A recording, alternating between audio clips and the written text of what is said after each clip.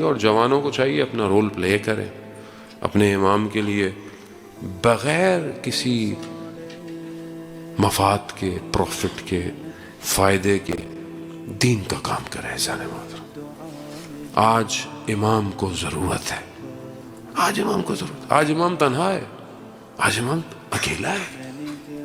میں اپنی زندگی میں بزی ہوں، میں اپنے گھر میں، اپنے کاموں میں، اپنے بزنس میں، اپنے بچوں میں، اور امام جو یوسف زہرا ہے وہ اکیلا ہے۔ علی ابن محض یار 20 سال 20 ایئرس حج کرنے گیا۔ 1 سال حج واجب ہوتی ہے، بس کافی ہوتی ہے، لیکن 20 سال 20 ایئرس کیوں گیا؟ اسے پتا تھا کہ حج میں امام آتے ہیں، کسی حج میں تو امام سے ملاقات ہو جائے گی، مگر نہیں ہوئی۔ مایوس ہو گیا، مایوس ہو گیا۔ آواز آئی اس سال حج پہ آؤ، ملاقات ہو جائے گی۔ پہنچا، خانہ کعبہ کا طواف کر رہا تھا، شخص آیا، آؤ تمہیں امام نے بلایا ہے۔ امام کا میسنجر تھا، امام نے اس کو بھیجا تھا کہ جاؤ اس کو لے کر آؤ۔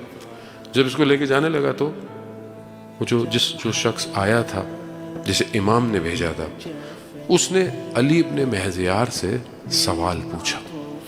یہ سوال آپ اپنے آپ سے پوچھیں، میں اپنے آپ سے پوچھوں۔ سوال کیا پوچھا اس نے؟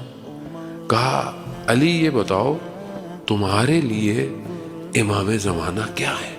کیا ہے؟ یہ آپ اپنے آپ سے پوچھیں، اپنے قلب سے پوچھیں، میرے لیے امام کیا ہے؟ جو شخص 20 سال سے حج کرنے آ رہا ہو امام کے لیے، وہ کیا کہے گا؟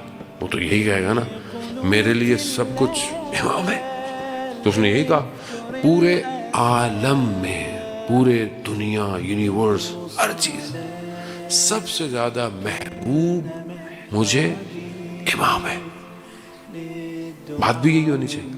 لیکن جو امام کا میسنجر تھا وہ نارمل آدمی نہیں تھا، وہ اندر سکین کر رہا تھا، اسے اندر نظر آ رہا تھا۔ اس نے کہا علی اگر امام تمہارے لیے محبوب ہے تو تمہارے دل میں تمہارے گھوڑوں کا خیال کیوں آ رہا ہے؟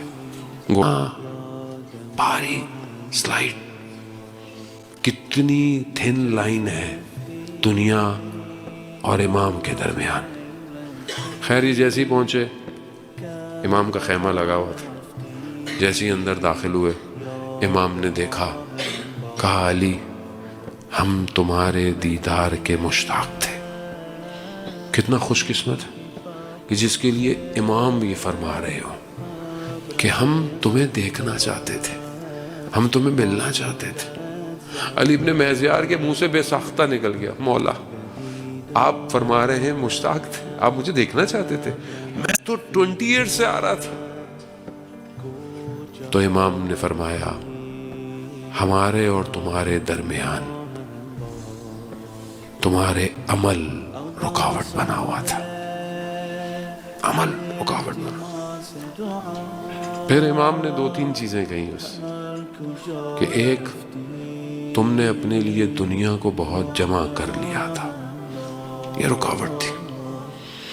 تم صلہ رحمی نہیں کر رہے تھے، یعنی اپنے رشتہ داروں کے ساتھ، اپنے فیملی ممبرز کے ساتھ تمہارا بیہیویئر اچھا نہیں تھا، وہ بھی رکاوٹ ہے۔ عزیزان